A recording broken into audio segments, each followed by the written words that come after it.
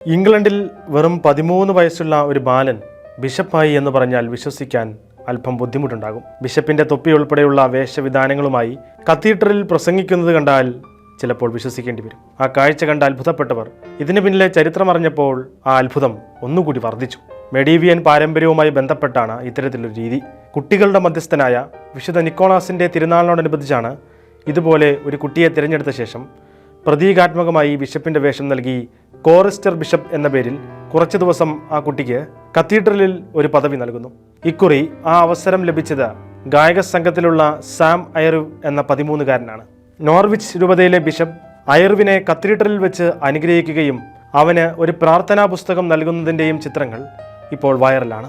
തുടർന്ന് ബിഷപ്പിന്റെ വേഷം ധരിച്ച സാം അയർവ് ഒരു പ്രസംഗവും നടത്തി. കാലാവസ്ഥാ വ്യതിയാനം, ലോകസമാധാനം, ഐക്യത്തോടെ പ്രവർത്തിക്കേണ്ടതിൻ്റെ പ്രാധാന്യം തുടങ്ങിയ വിഷയങ്ങളുമായി ബന്ധപ്പെട്ടതായിരുന്നു 13-കാരൻ്റെ പ്രസംഗം. ഹോളി ഇന്നസെൻസിൻ്റെ തിരുനാൾ ആഘോഷിക്കുന്ന ഡിസംബർ 28 വരെ സാം ഈ പദവിയിൽ തുടരും. ഇതുപോലുള്ള അവസരങ്ങൾ കുട്ടികൾക്ക് നൽകുന്നതിലൂടെ അവർ കൂടുതൽ വിശുദ്ധിയിൽ വളരാൻ കാരണമാകുമെന്ന് നിരവധി വിശ്വാസികൾ സോഷ്യൽ മീഡിയയിൽ അഭിപ്രായപ്പെട്ടു.